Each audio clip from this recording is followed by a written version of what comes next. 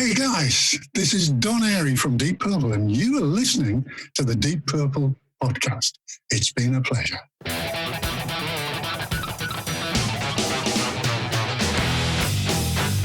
You're listening to the Deep Purple podcast, a fan podcast about one of the most legendary bands of all time, Deep Purple. We take a look at the music, history, and people behind the band Deep Purple and beyond. Welcome to the Deep Purple podcast, the first and only podcast devoted to one of the greatest bands in rock history, Deep Purple. Today's episode is episode number 251, album ranking Shades of Deep Purple. And coming to you from the tropical suburbs of Chicago, I'm your host, Nathan Beaudry. And coming to you from the suburbs of Providence, I'm your co-host, John Icy Chuckler Matola. Icy Chuckler? That sounds like a Batman villain. All right, let's go with that. What is it really? What? What is it really? What's what really? Icy Chuckler. That's me. That's me. It's nothing. It's because it's friggin' cold out over here. Okay, yeah. How cold is it there? Still, I mean, you know, we're all talking about the weather, so. Yeah, why not? Why is it tropical there? What is it, like 20? No, it actually warmed up to 30. I was able to, it's like 50 degrees warmer than it was a couple of days ago. So like I was able to actually walk the dog for 40 minutes, no gloves. Like it was great. Yeah. I got my special Yaks tracks on my shoes so I don't slip on any of the ice and die. It's great. What's Yaks tracks? They're like these things you put, like a shoe cover you put over your shoe, and it's got like a crisscross of like these, almost like, it looks like a slinky if you pulled it apart, so that when you step on the ice, it just kind of like grips the ice. And yeah, it's like, it was like, I don't know, $18 for a pair of them. And because I took the dog out a couple times and I was sliding all over the place. I'm like, I'm going to fall and like easily break some bone or multiple bones. So I might as well just, invest in these, and it's a solid investment, probably way cheaper and lower stress than breaking my femur. Yeah, we don't want that. No, we don't want that. Although you have plenty of time to sit there and do podcasting. Exactly. Well, yeah, that's true. While I'm in traction, full body cast. I have to hire a production assistant to come in and hit the buttons. From the mobile suburbs of Chicago. Well, thank you everybody for joining us. We are trying this new audio format, this new audio program to record the show, and hopefully it works out okay. I think the audio version should be fine. I don't even know how I share audio in this. I don't have to look into that for our next episode. Thankfully, we don't really need that tonight. Oh boy. But yeah, so I don't. Well, actually, we do for the jingles. Oh, how am I going to make that work? All right, folks, we are trying a new recording format. So if you're looking at the video of this, you may or may not hear the actual jingles as we play them. We're trying to work out that kink, but luckily we're not listening to any audio today on today's episode. We're just discussing. So we'll see how that goes. I don't know. It might be a disaster. It might work. We shall see. All right, so if you want to support the Deep Purple podcast, you can do so in a number of ways. Our show is 100% listener supported and ad-free, so if you receive value from our show, please consider giving us some value back. One way is by leaving us a 5-star review on Apple Podcasts. Haven't had many reviews recently, so please fill one out if you haven't. Maybe we just reached peak review, I don't know. You can buy some merch at our Etsy store. Etsy just emailed me today saying, hey, we sent you $50, and I was like, why? And I looked and I thought maybe we got an order, and I looked and we didn't have an order. So maybe it's just been sitting in our account for so long that they're like, here's money. So anyway, putting that towards the new computer fund. You can become a patron on Patreon or on PayPal for as little as $1 a month. Help support the show that way. You can also donate on PayPal, Cash App at $DPPOD, or support us on Ko-fi. Speaking of our patrons, coming in at the in memoriam tier, we have the wonderful Jerry Kelly and his family. The $25 Uncommon Man tier, we have Ovis Knockfeet and Purple Maniac. At the 15 Squid tier, we have Alan Ain't Too Proud to Beg. At the Good Doctor tier, the 10-pound Good Doctor tier, we have the wonderful Mike Catan. At the turn it up to $11 tier, we have Clay Wambacher, Frank Thielgard Mortensen, Mikkel Steen, Will Porter, PhD PP, and Michael Bagford. And at the $10 Someone Came tier, we have Ryan M., Jeff Bryce, Victor Campos, Better Call Saul Evans, and Peter from Illinois. Then, of course, at the Hughes by 2033 tier, we have Fielding Fowler.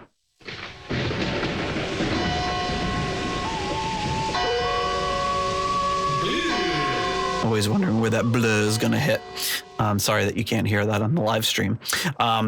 Hey, that's not it, though. We do have one more thing to discuss before we get into the meat of today's episode, and that is, of course, one of our most popular and famous enduring segments, and that is Postcards from the Edge of Connecticut. But this is not the edge of Connecticut at all today. These are both coming to us from a different state, much more southern state. This one right here is wow. This wide angle lens on this new setup is a little different. So this is a beautiful southern mansion sort of style thing with some geese. Some geeses swimming around. And this says, Nate, now here's a house for you, Peter. Oh, this was over by the side of the fridge, so it looks like you got a little jelly on it or something.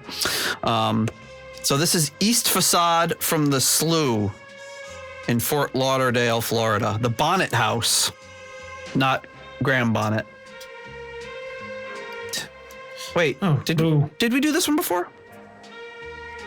I haven't seen that. I thought we talked about Graham Bonnet. Oh, and you know what? I think I showed it to my wife and she asked if it was Graham Bonnet, which is kind of surprising. I don't know that she knows who he is, but we got another one.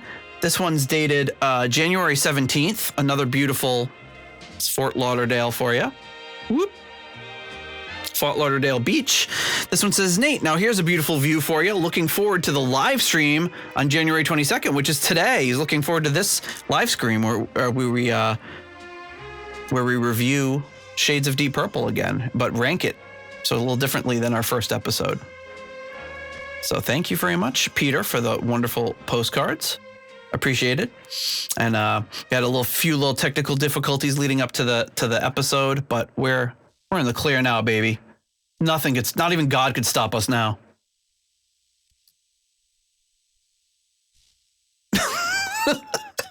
It's just getting nothing out of John tonight. This set the intention for the whole episode. Now I have to be brought back from the brink. Yeah, he's John is flagging. We need to send somebody over there with some 5-hour energy or something, perk him up. All right, so this week we are ranking the songs of Shades of Deep Purple. Kind of got this idea the idea of ranking songs has been around for a while, but the idea of how to tabulate these results from our good friends at and the podcast Will Rock, because when they complete an album, they go back and they rank the songs by including their listeners, and we've included all of our patrons and gotten rankings from them. And basically, there's 8 songs on the album, so the song that you rank first gets 8 points. The song that you rank second gets 7 points, and so on and so forth. The song that you rank last gets 1 point. And then we took the average from how everybody ranked them, and we'll talk about the songs from 8th to first place. And that's what we're going to do and kind of get into them. It might be a little bit of a shorter episode, he said convincingly. So let's get into it. I'm going to sort this. And John, are you on the spreadsheet? Can you see it? Oh, no. I didn't know I thought we were doing everything new. I thought maybe you were well, you don't have the spreadsheet that I just shared with you. Spreadsheet to yourself. The new spreadsheet. Where? But what? Where? I shared a spreadsheet with you that is this, at least I think it was you. Yeah, John Matola. It was great. I shared it with some random John that I know. Where? In the app here? And Gmail. No.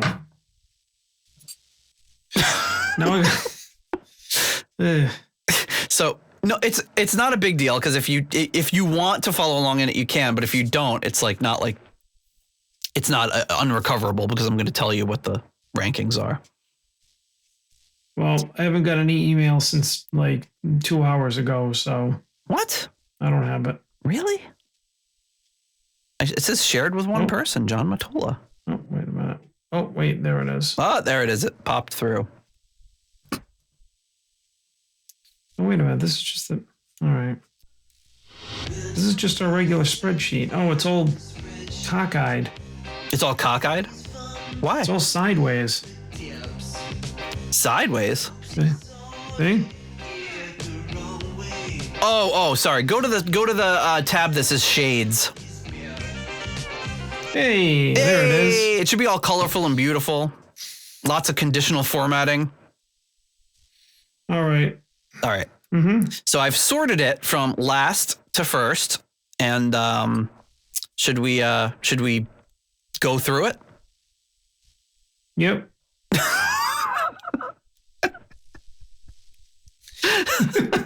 John is so into this. Yeah, let's be done with this shit.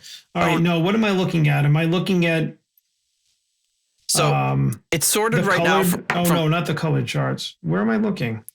Well, wherever you want to look. I don't know. It's sorted right now. Well, how the hell am I supposed to know what from the track what numbers? Came when? It's because you look on the spreadsheets on that little tiny phone. You need a screen to look at a spreadsheet. Well, how about I just walk you through the rankings because it's not that complicated.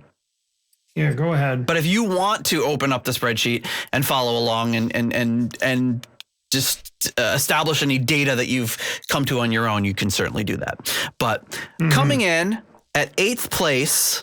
Oh, wait, I feel like I should get this going here. Coming in at 8th place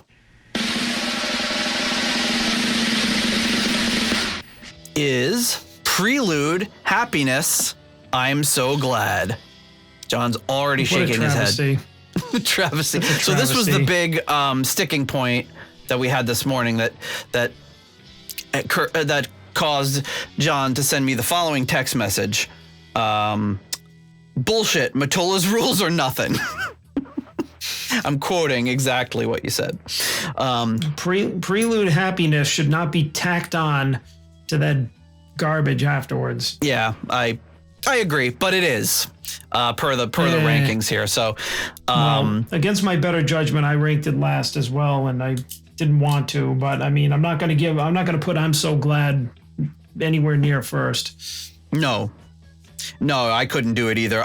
When I made my kind of few little notes on my phone here, but I would rank Prelude probably third if it was on its own, because I really do like it. But that's what I did originally. Yeah, but didn't I like second or third?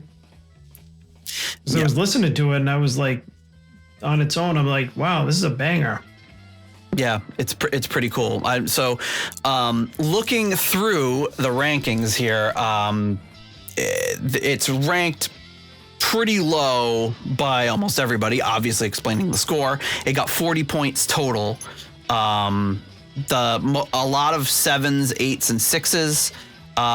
So a lot of people tied for ranking this last place, including me, John, Runar Simonson, Rich, Arthur Smith, Robert Smith, Mark Roback, Norman Weichelbaum.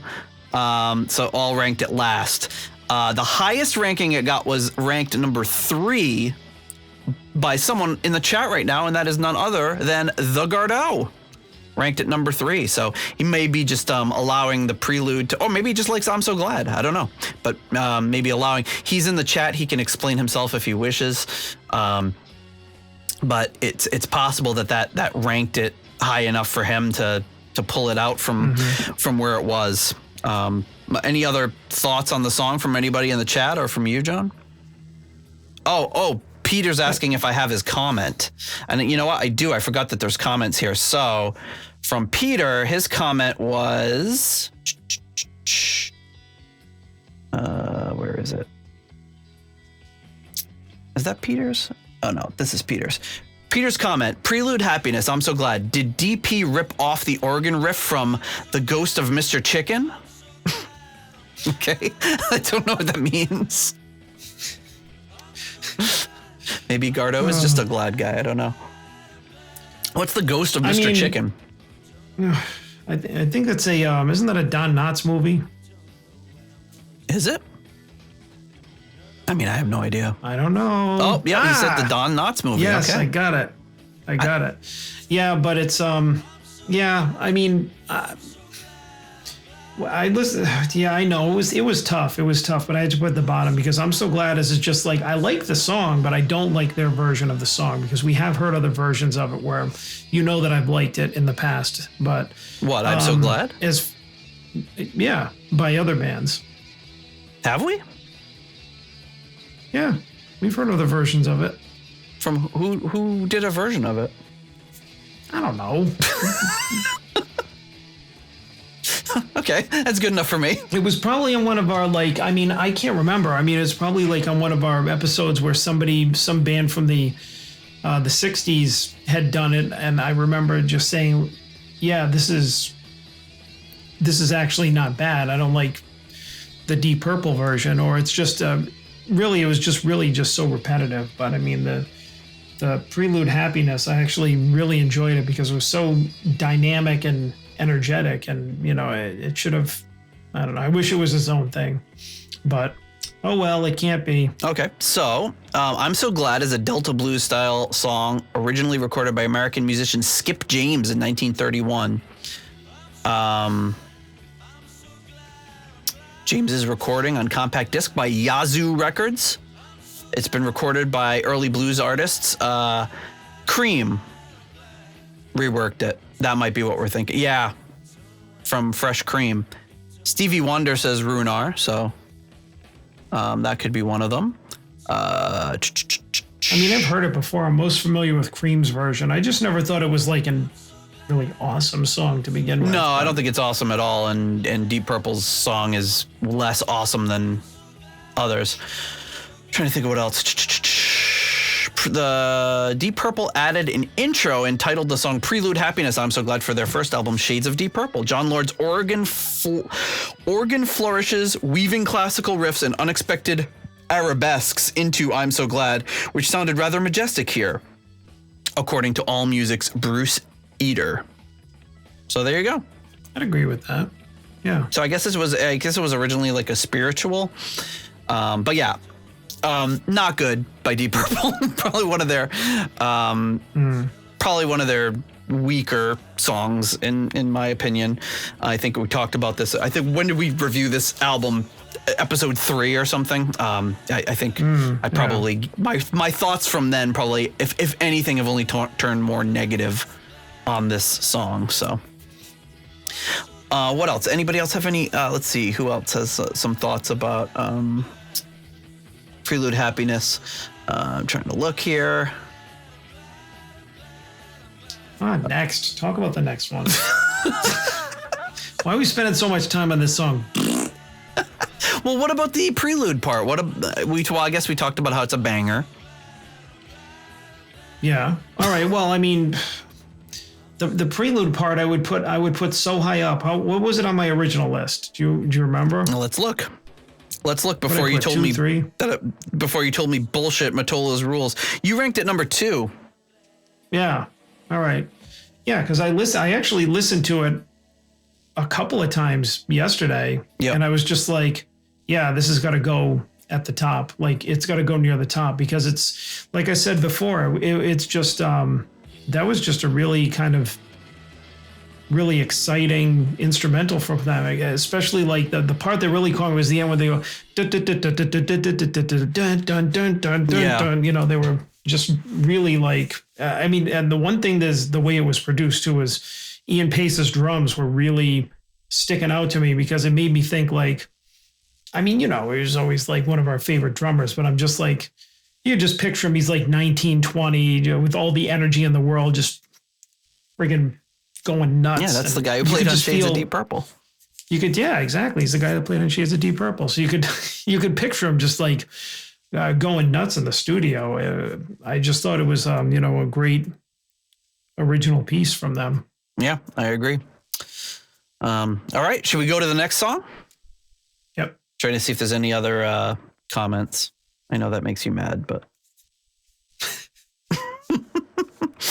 okay. What else do we got here? The second to last song on the album is And yeah, you can't, you won't be able to hear the drum roll on the on the audio version, but you won't be able to. Everything else you'll be able to hear. Okay, the second one is Hey Joe, coming in at 59 points. So with Hey Joe, we've got a few people ranked last. Michael Bagford, Blackmore Tights, Peter Gardot, Arthur Smith ranked it last. Raf Calf ranked it last. The highest ranking for it is Saul Evans at 2. So he really likes the version of Hey Joe. I ranked it 5th and you ranked it 7th. So, Hey Joe. Yeah. What do we got to say about it? I mean, yeah, it kind of, so 7th. Yeah. So I kind of ranked it toward the bottom. I don't really like that. Theirs is another version too. Like, I mean, I think we're all ruined for this. Jimi Hendrix has probably ruined us for every other version. It has me anyways. So I just thought it was cool that Deep Purple did this version, but it's, they could have like taken out that whole Bull versus Matador sounding intro that they did. Yes. Just boring, dated stuff. I mean, I didn't really. And then you finally get to the song, which has nothing to do, like musically or conceptually, with what just came before. With the bullfight, yeah. Yeah, with the bullfight, and it was just like okay. I think that it's a really, around that time, I know it was pretty common for bands to pad up their albums with cover songs. A lot of bands were doing it. Nobody in Deep Purple is really an experienced songwriter yet at that point. So, of course, they're going to have more covers on there. But, I mean, Hendrix did it better. And Ritchie's playing on this just like a few years after whenever we did this 3-4 years ago, 5. It's even more grating on me than it was before.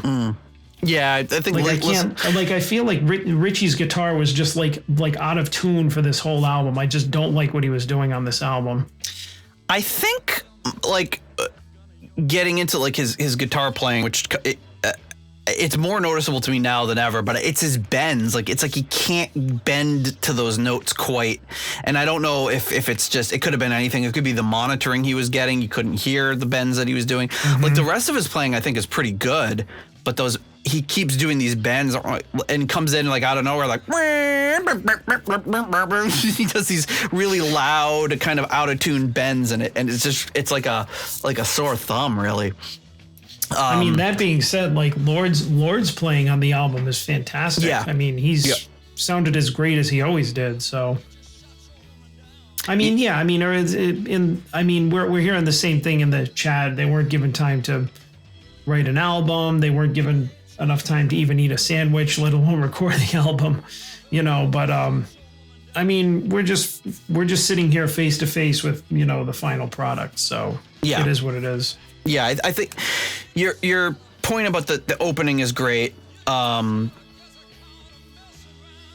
They go back to it too in the middle of the song, which is like really we're revisiting this amidst the middle of Hey Joe, so it's like all of a sudden dun da da da dun da da da dun da da da dun dun dun dun. And then I think if they had left it as just an intro, maybe you could have just been like, maybe I would have bumped it up one spot, because I think when they actually get into it and Rod's doing his Hey Joe, this is his little soulful Hey Joe, it's not too bad. But then it kind of reminds you of the opening that made no sense, and it makes even less sense in the middle of the song.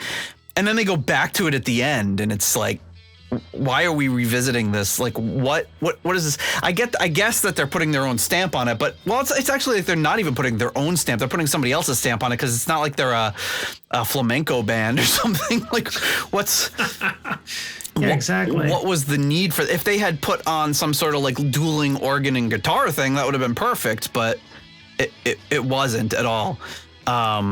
So I don't know. I really can't wrap my mind around what the heck was going on when they decided to kind of put those that in there. And it's almost like they're in several spots on this album just kind of padding it because they had to fill up X amount of space on a record. Right. So that's Gardo is asking if they can get Charo on the next record. So, all right. Next up. Oh, wait, let me go. Let me take advantage of this new program. Next up. In 6th place, Love Help Me. All right, so this one was ranked last by Saul Evans, Durple Purple, Stuart McCord, Zwapper the Electric Alchemist, and it was ranked 1st place by Michael Bagford, who's on the chat, and then the Gardo ranked it 2nd. So it got a couple of. So we're starting to see a couple of higher ranking things pop into the bottom. The total score it got was 66 points. Love Help Me. John, any memories on this one? Well, what did I rank it again? Oh, sorry. Yeah, I didn't give our rankings. I ranked it 7th and you ranked it 6th. So we're pretty close. Oh, okay. Yeah, for some of these other ones, like the shorter ones, I had to kind of go through a little bit and figure out where I was going to put some of these because Love Help Me, One More Rainy Day, those actually could have just been interchangeable, but I had to pick one. Yeah. Because I actually like it. I think it's really poppy, kind of upbeat type of song. I really like it. But I mean, what ruins it for me is like when Ritchie comes in with those bends. It's like. And I seem to remember on our on our episode, like episode 3, I think, I seem to remember us just cracking up every time he came in because it was just so funny. It's like he's parachuting in the studio. Like every time he comes in, it's so loud and it's so jarring and so different from the vibe of the song. It doesn't match the vibe of the song at all. Yeah, I mean, but I mean, I like the, I do like the song. There's just, I guess, a couple little parts in it. I really hate to say that too, because it's like we all know that Ritchie's a good player. He's great live. A few years later, he'd be like way better. And let's just put aside why he might have sounded not great on the album. The point is that I don't think he did. Period. Yeah. Or whatever parts are on the album just are very distracting. But it's otherwise a pretty decent pop song, and I like it. I think that. Rod was doing what he did best. Yeah. Like he was very comfortable in that kind of song.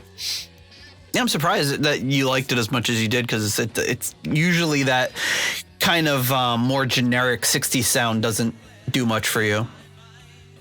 No, but I mean, I'm just thinking like, okay, I have to rank the songs in this album. And so I'm like, okay. And I mean, I wouldn't put this on over something that I prefer, like that's a little harder, or like maybe several years later. But for this, I would say in this collection of songs, I like it.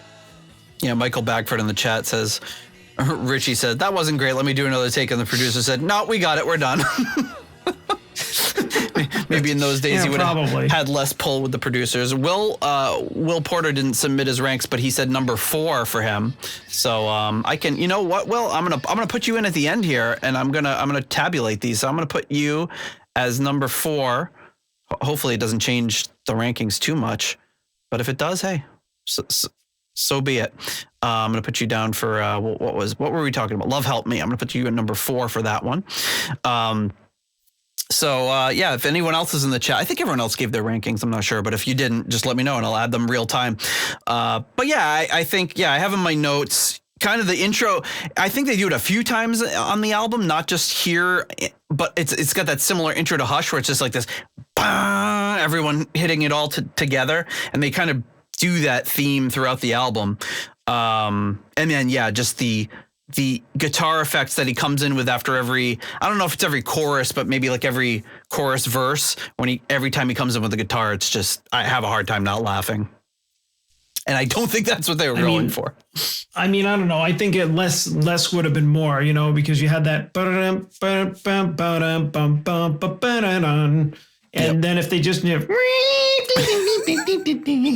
it's like, you see, it's so bad I can't even do it out of tune. I sounded too good just doing that now. It's like this. It's got this. As Scott puts smoke on the water. It's like it's yeah. I don't. I mean, part of it's the production, but like you said, the playing's out of tune, and I just can only think, like, I don't know if that parts of it were done live and the monitoring wasn't good, whatever it is. But anyway, we mentioned that already. That is Love Help Me. Which brings us, let me go to my sound effects panel here. Brings us to our next one, which is the 5th ranked song on the album, which is none other than One More Rainy Day. So there we go. One More Rainy Day. And like you said, it was kind of in there with the other kind of poppy tunes on the album. But so One More Rainy Day gets a total of 68 points. So just barely edging out Love Help Me. One Rainy Day gets it only gets one 8th place finish, and that is from the Roback, or as we call them, it's just simply the. We're calling him the. We're that familiar and close. We're such good buddies. We just call him the. It comes in 8th place. It's got a couple 7th place finishes from Duncan Leask and Ivan Fieldboo. Scott Haskin gave it a 7th place, and then it has a number 1 from Runar Simonson, who's in the chat. So he ranked it high. It also has a number 1 finish from Norman Weichelbaum. And so it's got a couple of 1st place finishes and only 1 last place finish. So One More Rainy Day. What do you guys think about this one? What do you think, John?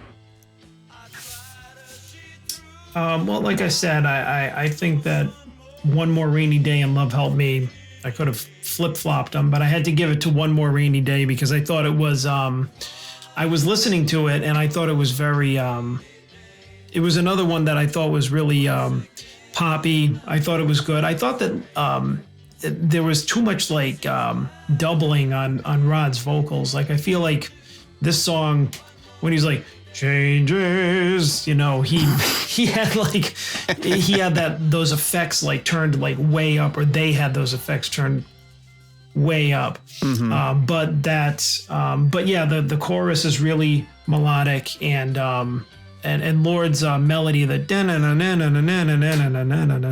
thought was really, really good. But the whole thing with like ba ba ba ba ba ba ba really just reminded me of the Partridge Family. Totally. Yep.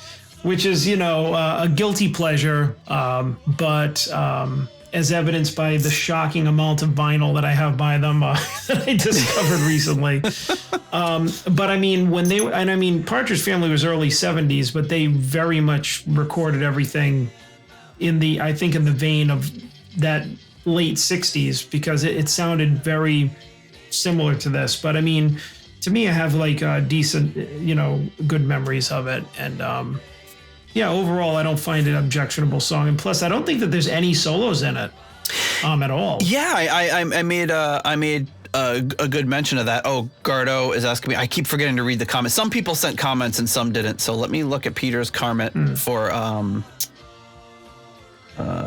trying to find it here for One More Rainy Day. Oops, where did it go? Sorry. Pete's comment is Rod supposed to be singing off key? Pace is hitting the skins well. Neutral, he gives it. And I mean, a couple of things up in the chat. Will pointed out hasn't aged well, very much of its time. Yeah. And I mean, I agree. I agree with that. I mean, the album sounds really dated. The Roback has changed his first name to Roback now, so we don't have to call him the. It's to my ears, it's the most dated sounding song on the album. Very which is fine. It sounds like 1968. Actually, kind of almost sounds like 1966, but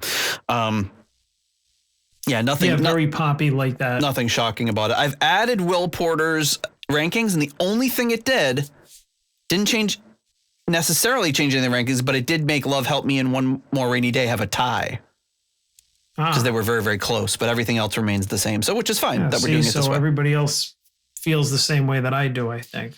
Yeah. So my notes I'm looking at my notes for One More Rainy Day, which I believe Lord wrote that one with Evans. So it's kind of it's not often that you're getting a Lord. I think the only Lord, solo song that you have on the whole Deep Purple catalog, apart from this one, is This Time Around with Hughes. That's only him writing the music. So yeah, it explains that little organ intro and everything. I could be wrong about that, but I think so. But yeah, every time he goes, changes, visible changes, I always just think he's talking about puberty. Like it just like,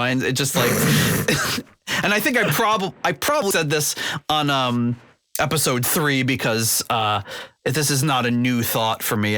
Since the second I heard the song for the first time, I'm always just think he's like talking about like a 12-year-old boy, finding a little peach fuzz or whatever.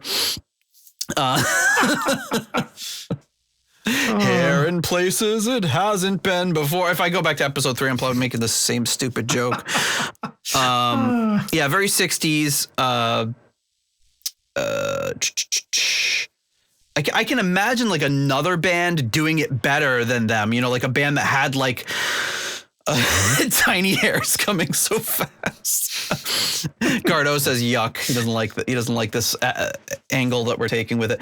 But yeah, I feel like another band that was more suited to like rich 60s harmony vocals could have handled this song better. It wasn't really necessarily in their wheelhouse, even though they wrote it. The chorus is a little repetitive. Oh no, wait, that was my notes from. I'm so glad.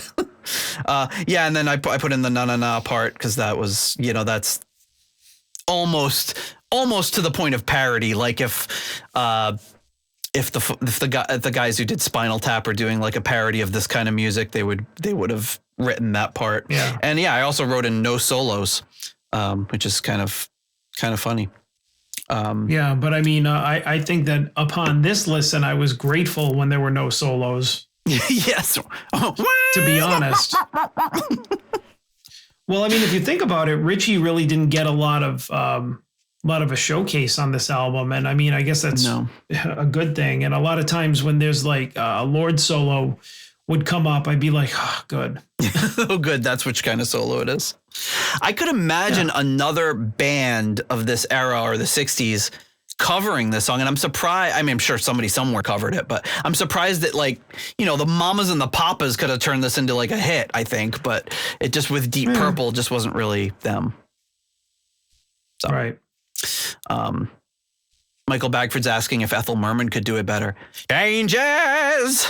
Visible changes. Maybe.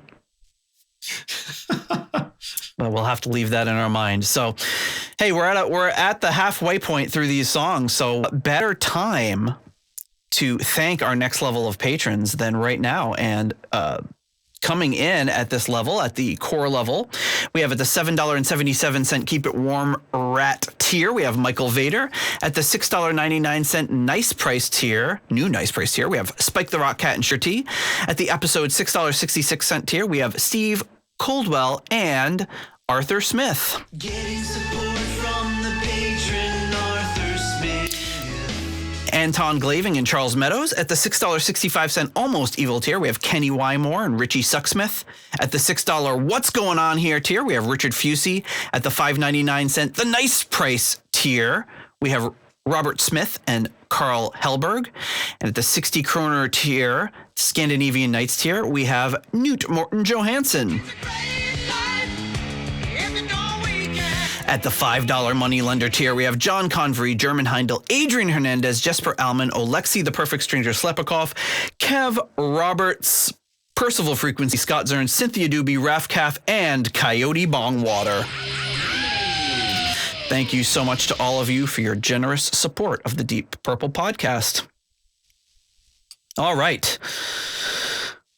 Next up, as I convert over to my sound bites over here, the next track up, this was ranked number 4 on average by all of our listeners. And that is Help. Trying to time that drum beat then. Help, the Beatles cover. Missed it. So, as you would guess, this one got 81 points. As you would guess, most of the scores across the board are in the middle. We did have one person rank this as the lowest ranking song on the album, and that person is on the live chat today, and that person is known as The Gardeau. Ranked this as number 8. Then we didn't have anyone rank it in first place, but the highest ranking we got is 3rd place, and that ranking is shared 4 ways by Rich, Robert Smith, Stuart McCord, and Purple Durple. Oh, I'm so sorry. Ranked number 2 by Will Porter, coming in at number 2. So Will Porter. Oh wait, well, I'm on the wrong one. Sorry, I went a line down. So yeah, a 4-way tie. Rich. Oh yeah, I completely went a line down. Sorry, Rich and Duncan Leask ranked at number 3, as well as Norman Weichelbaum. So a 3-way tie at number 3 for those, but it doesn't get any higher than that. What was that? Background noises are not muted. On my desk, something on my desk fell. Sorry. All right. Oh my goodness. So there you have it. That's where Help is ranking. Then we've got on Peter Gardeau's 70s Weekly ranking for it is, oh, here we go. Help. Low energy cover likened to Jeb Bush. Sap. Please clap. I'm gonna have to get a please clap sound effect for a sound bite for Peter Gardeau's low energy. It was like John at the middle of this episode when we hit a technical snag and had to bring him back from the brink. Low energy. Yeah. Well, I ranked this 4th as well, and I mean, I've always been on record as saying I like this. I'm surprised that John looks like he's been hitting the bottle between he's hiccuping and knocking things over. Like, man, I've had you on camera the whole time. I haven't seen you drinking. I haven't had a drop of alcohol in 2 weeks. So, oh wow! If you could believe that. Dry January, people. Are you doing it? Well, obviously, maybe not all January then. Partial. Well, it depends on when the next time is that I see Rich, and then it'll be over. No willpower. No, very, very little. Shit. All right, so I ranked this 4th, Yep. and I'm sure it might surprise some people that I put a Beatles song so high because I hate them so much. Just absolute despises them. No, Pure hatred. But I always liked this version. I thought it was a great ballad because I thought it was such a great departure from the upbeat version that the Beatles did do. And I don't know if I heard any other band do it that way. I think it was you. I mentioned it on a few occasions that that's the way that, what was it? John Lennon really wanted to do it. He wanted to do it this way. Yeah, that was or maybe it was Rich. Somebody had told me. Yeah, somebody told me that. I think I might have told you in episode 3. He originally wanted to do it. Yeah, but they were vetoed, and it had to be this poppy, lighthearted type of thing. So I like this version because it's I don't know. I think it's one of the better ones. It has a lot of emotion to it, and great performances by everybody in it. So I think it's. Yeah, I think it's great. And I mean, yeah, great song. Yeah, I think it's interesting to hear. I think it would have been interesting at the time. And again, we've got another song like Hey Joe that just recently got done, and it was a different time then when a song could be released and then covered, and you could have a cover version out a month later, and that was normal. And it just seems like it would be weird nowadays to like, I don't know anything that's recent right now, but it would be like, I don't know, it would be like the most recent song I can think of is that song by, Katy Perry, Firework. It'd be like if Madonna came out with a cover of that like 3 weeks later and released it. It's like, it just wouldn't happen, you know? It kind of would seem rude. Like, wouldn't it be like, hey, no, I just did that. But back then it was kind of normal. Yeah, bitch, I just recorded this. But this is the way that John Lennon intended it to be made. And actually, one of my favorite artists, G Love and Special Sauce, did a version of this that was also the same thing, very, very slow version of it that was kind of more along the lines of the original vision. Oh, Devil Dog, Hound from Hell. So Nate, you're about 14 years too late. Firework was released in 2010. That long ago? My goodness. Yeah. That's the most recent song I know. I'm sure, my kids have other songs too, but I don't like that they listen to, but I don't even know what they are. I just hear them. So, I don't know. Post Malone? That's a guy, right? Even Glenn Hughes knew Post Malone.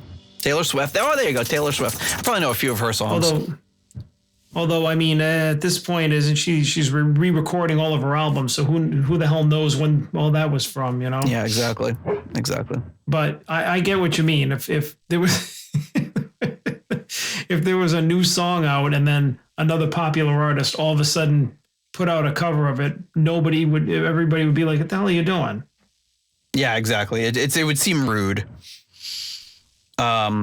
So yeah, I think I think it's an interesting song. I mean, I agree with Gardot. It's kind of low energy. But it's supposed to be. It's like part of the thing. So, and then doesn't he say, like, let me look this up. One of the things he says is when he gets to the chorus, what does he say? I do appreciate you being around. Oh yeah, he says I think Rod says like I appreciate you being around me, which is not in like the original lyrics. That's what I wrote down. So he's like, I do appreciate you being around me. Which I don't know if it's because the song wasn't that new. It was a couple of years old at that point, but the tempo's cool. The chorus and the end harmonies are cool. The organ solo's cool. Ritchie's bends again are kind of a deal breaker. And then there's like a long section where they're just going dun dun dun, which I could probably do without.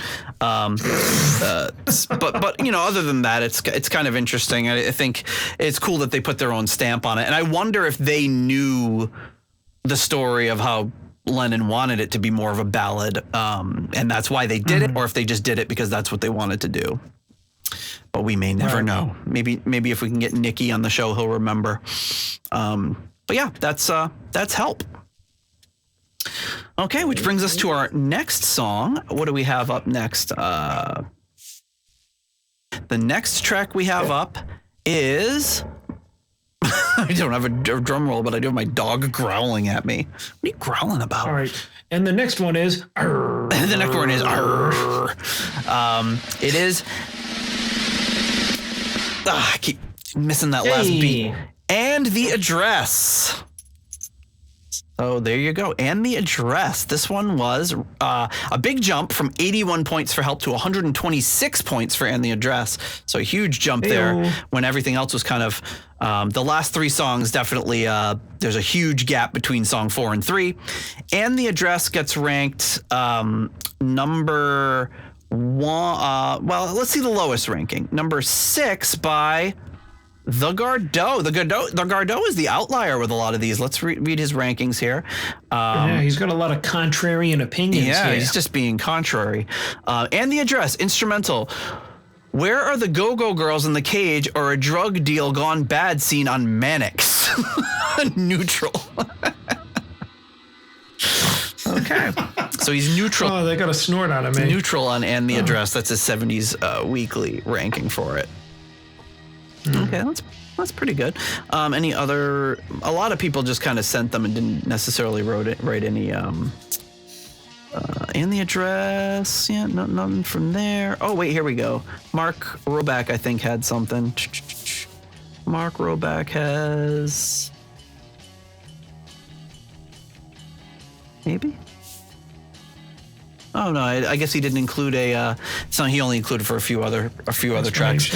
And the address ranked lowest ranking number 6 by Peter Gardot.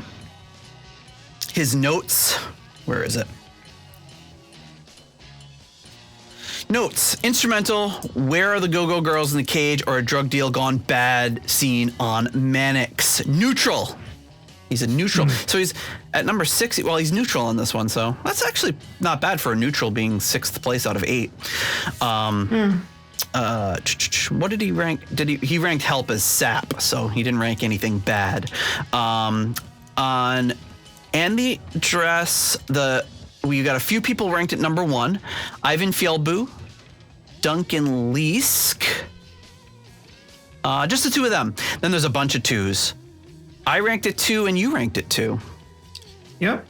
I gave it a 2, or I ranked it 2 rather. Again, I think that one and Mandrake Root could have like flip-flopped. But I mean, I think it was a great opener, a great instrumental for the album. I mean, at this point, it's pretty classic. Yeah. It has some of the I don't know. I think it's very good for one of their instrumentals. It's a lot different than Prelude Happiness. Is that one was more. They were going for like a mood, where this one they were just like, okay, let's do an instrumental, throw in a couple of solos. I mean, I really like it. Yeah. I always liked this. It always seemed like a song from it just always seemed like an enduring song from another time. It didn't seem like something that they would have written. It just seemed like something that they would. It just seemed like, I don't know what you like 50s music, like instrumental music they'd be playing like at a dance. Like it never really kind of struck me as being a Deep Purple song. The cowbell overdub is so loud. Like bonk, bonk, bonk, bonk. It's almost distracting. It's kind of like almost like a title theme, like the way that they play the song. Guitar, but it does set up kind of the direction of the band. It's a trade-off organ and guitar solo. You've got this instrumental. The only thing you're missing is vocals, but it does kind of set the mission statement for Deep Purple right at that very, very first track. But yeah, Runar Simonson's You Can Never Have Too Much Cowbell. I agree. I love cowbell, but gotta be a little lower in the mix. And you can tell it's like Paice doing all this crazy stuff on the drums, so you can tell it's like overdubbed. It's just, they're just whacking that thing right in it's probably got its own track. Maybe it's done in stereo. I don't know. But it's very, very loud. So yeah, Aside from that, yeah. Aside from that, and I mean, that was the last track that they did on Whoosh. Or yes, the last, right? Yeah, well, apart from the bonus, the quote bonus track that were, right. Which I mean, just kind of shows you a little bit how enduring it is. Yeah, it's great that they did it. I mean, we think we talked that to death on our Whoosh episodes, but it's cool that they kind of ended. Mm-hmm. Well, they what they thought maybe perhaps their last album ended with a return, like a reprise of this song, but now it looks like they're going to have another album. But yeah, that's And the Address, which leads us to our next track, the second highest ranked song on the album is, where is it? Mandrake Root. There's only 2 songs left. Mandrake Root coming in with 131 points. 2 lowest rankings are a tie for 6th place, with Runar Simonson and Rich ranking it at number 6. You and I both gave it a 3. So we were kind of in sync for the last 3 songs on the album. We both gave it a 3. Mm-hmm. And then looking through, we have a few number one spots. Scott Haskin gives it a number one. Arthur Smith gives it a number one. Robert Smith gives it a number one. All the Smiths have ranked it number one. Zwapper gives it a number one. Raf Kaff, Stuart McCord, and Will Porter all put it in first place. John, what do you think of this one? I think it's one of the strongest originals that they did, and I'll give Will credit for it in the chat because I was thinking the same thing. They were still playing instrumental elements of this up to 1972.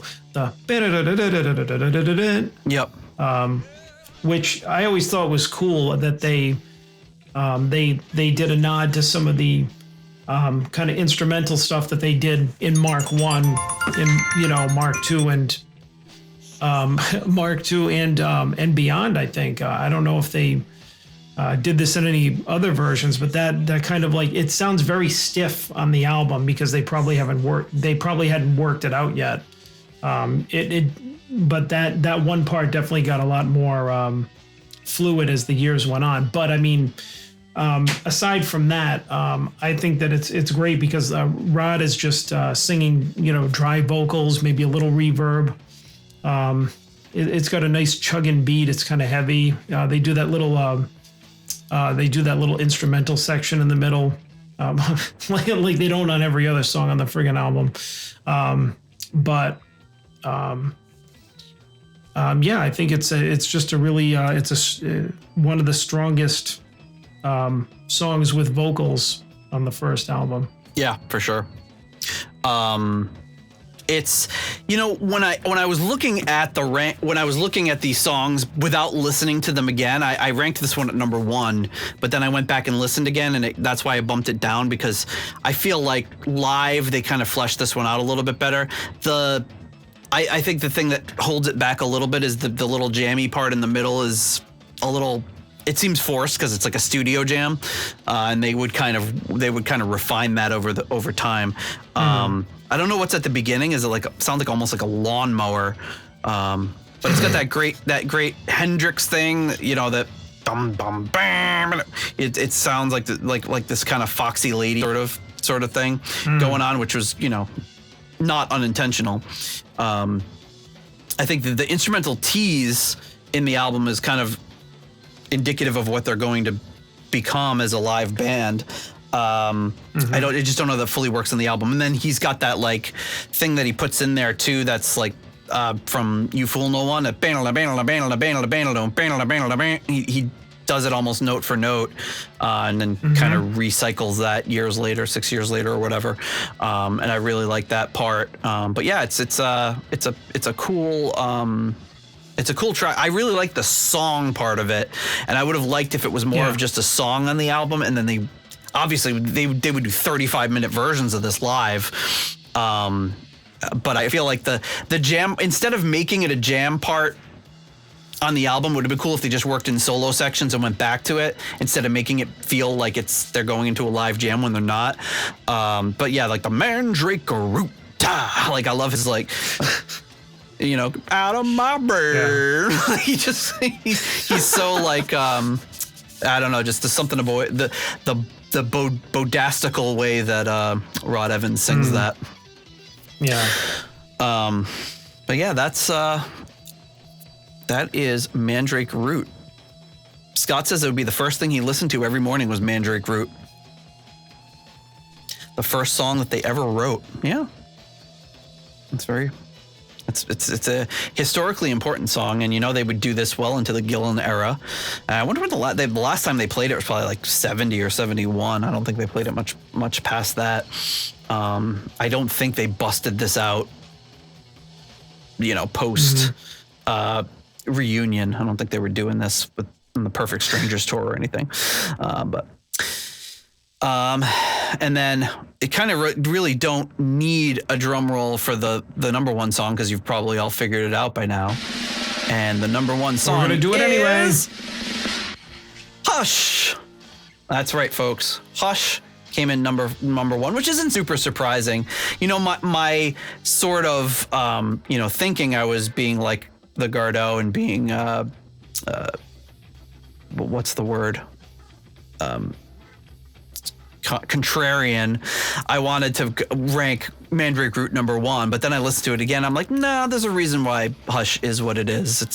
It's a really well-crafted song. There's a reason why they play that in elevators and grocery store and doctor's offices 50 plus years later, and they don't play Mandrake Root or One More Rainy Day or anything like that. They play Hush. This song, the lowest ranking it got was a 4, and that's a two-way tie between Michael Bagford and Duncan Leask. Both gave it a 4. The lowest ranking it got, which is not too low. And then you and I both gave it first. Rich gave it first. The Gardot gave it first. Mark Roback, Durple Purple, and Saul Evans all gave it first place. So 138 points, edges Mandrake Root out by 7 points. Hush. What do you guys think of Hush? We'll start with John because he's the only one with the microphone. I mean, I was like, I don't care if it's obvious that I'm putting it at number one. Like you said, it's number one for a reason. I mean, I hear this a lot. I hear this all the time. Like you said, it plays in like in the grocery store, and yeah, I hear it on that work radio mix. You know what I mean? Yep, I hear it at work. So yeah, I feel like 5 times a day. Yeah, like the rock station. So sometimes I'll hear it, and you know what? No matter how many times I hear it, it's like I do groove along to it, and I always wait for the John Lord solo, which I'm really glad that they gave him the solo on this one. And then the part after they goes out of the solo, and Rod does a na na na na, and then the keyboard right after that, the organs after that. It's just I'm always like, yeah, baby, I'm feeling it. Yep. And it is the one song on the album where Ritchie is doing those crazy ass bends where it doesn't bother me, and I don't know why. It fits in with this song for some reason, and there's just enough phaser or whatever on Rod's vocals, and you know what I mean? It's like this song was obviously, I don't know, by accident or on purpose, crafted to be the single or the hit, and it worked. Because, I mean, to this day, there's really no fatigue factor for me. I just always enjoy hearing it when it comes on. Yeah, Ritchie's like little fills coming, like he seems to nail those bends on this song in ways that he doesn't on others. It could just be the way that it's recorded. I know the whole album was recorded in a long weekend, basically. But it's I mean, it's Hush. What more can you say about it? They still play it. They still throw it in as an encore 56 years later. Was it 56 years? Jeez. That's crazy. Look at the last comment from Michael. Rod Evans seeing his DoorDash order arrive. Here it comes. No, that's Captain Beyond. That's funny. His DoorDash order. I wonder if he has DoorDash. I wonder if he does DoorDash. I would just like love to know just like the minutia of a Rod Evans' normal day nowadays. Is he using apps? Does he have apps? Does he have a smartphone? Is he using apps? Well, if he is, hopefully he's on listening to Apple Music or Spotify, and he's hearing this podcast and how much we love and miss him, and how we want him to come on a hiding. Yes, we want you on the podcast, Rod, at any cost. But yeah, for Hush, I put what did I put for Hush here? I don't think I put that it was John centric, which you touched on as well. I didn't make many other notes because it's pretty burned into my brain, but it was a great song. It's a great song. I'm sure Joe South appreciated them covering it. Probably got him a lot of it's probably still getting him a lot of residuals. Well, or his estate. I'm assuming Joe South has gone south, but I don't know. But somebody can Wikipedia that for me. But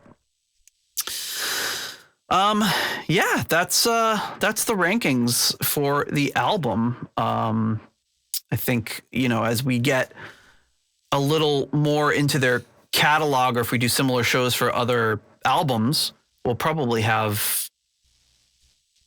it'll probably be a little harder to rank, and we'll have a little more to say about once we get into like even the third album. I think I'll have some pretty strong opinions on, and then going through the whole, everything through 76 will be pretty, hard. And I think it's, ranking everything like something like, to me, Prelude is a clear 8, and Hush is not as clear, but a pretty solid first place. But when we start to get to later albums, like how do you say what the best song on Machine Head is? How do you say what the best song on Burn is? There's going to be a lot closer calls and probably a little bit more variance, because when you look across the top of our spreadsheet, it's pretty red going across I'm So Glad, and it's pretty green going across Hush, and you might see that pattern get a little bit more checkered as we move on. But with that, I'm going to try something a little different here, and I'm going to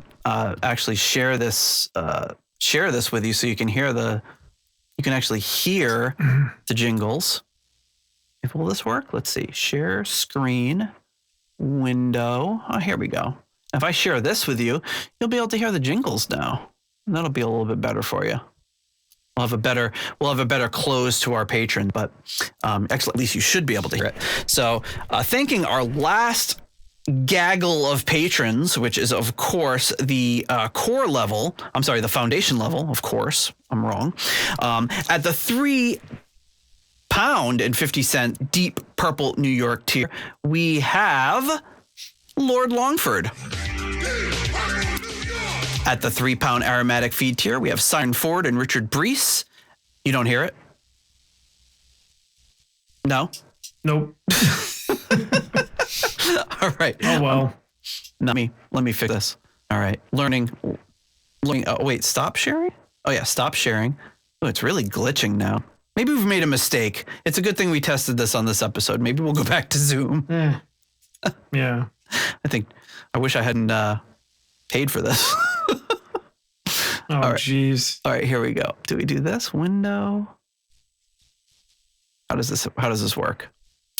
All right, we get that tab open. It doesn't let me share. I don't understand how the audio works in this. This is really annoying. All right, I'm just gonna power through it, and we'll figure it out after, because this is a disaster. This is gonna be a nightmare to edit. All right, so we talked about that. So at the $3.33 halfway to evil tier, we have Stephen Sharp and Duncan Leask. At the $3 Nobody's Perfect tier, we have Peter Gardeau. We, of course, have Ian DeRosier.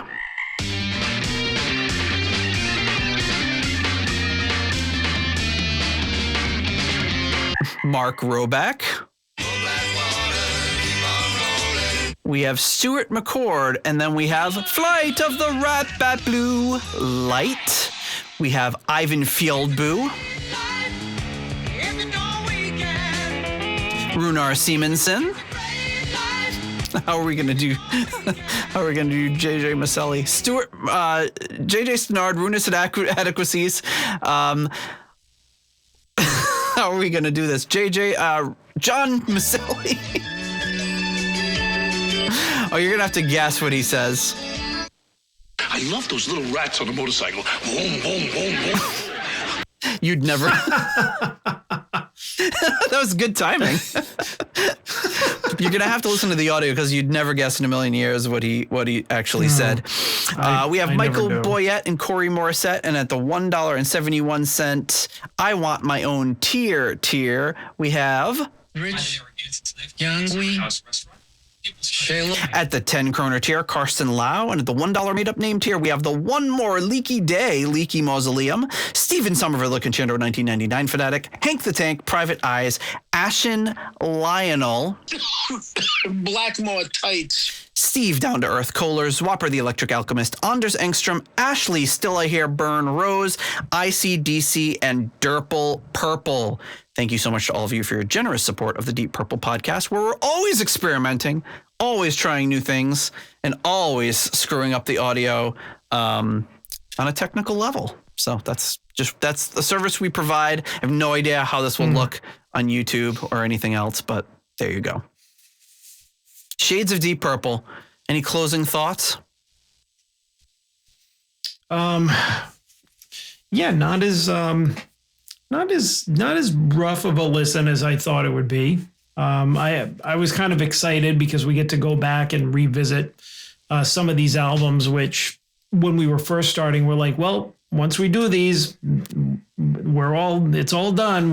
It's over. Yep. So, and I mean, that just means that we get to revise all the albums. But I thought it was fun and interesting because I get to just kind of take this recording in a kind of a bubble and be like, okay, these 8 songs, which ones do you like best? And that's kind of a different challenge than rating them all like we typically do on a scale of 1 to 5.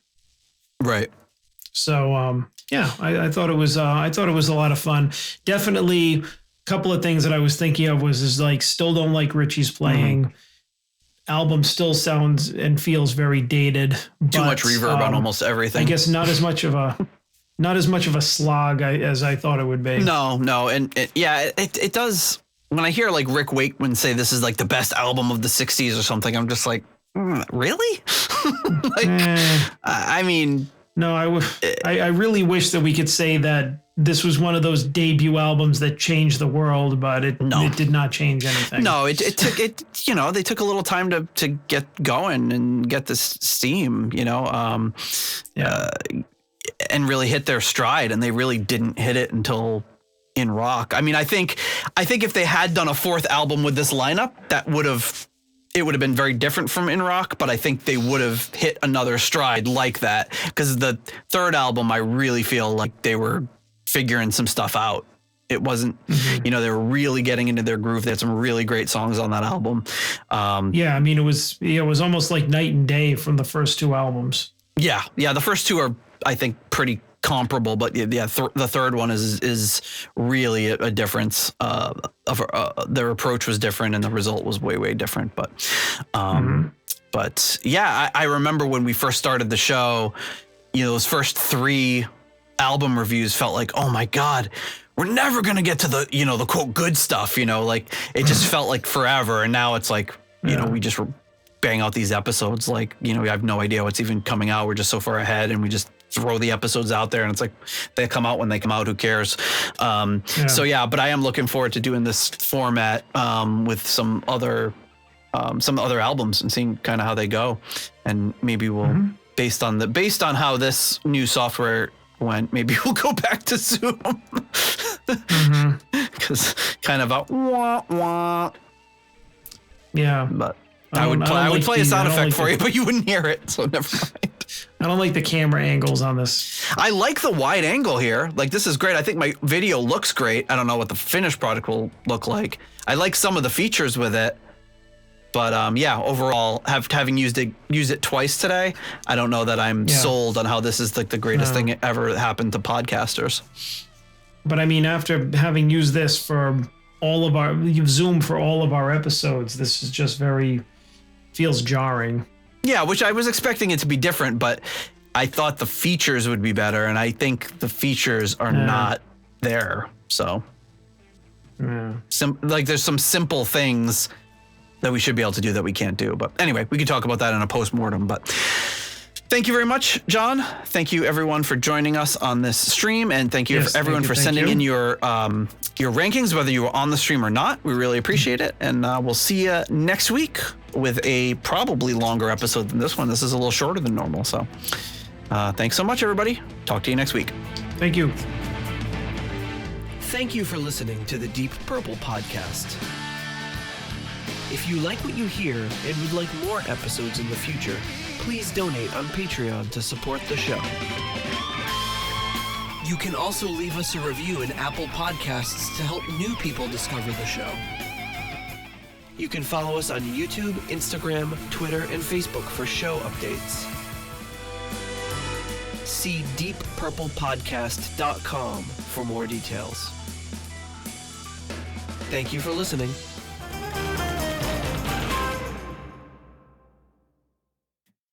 Thanks for not wearing a Speedo.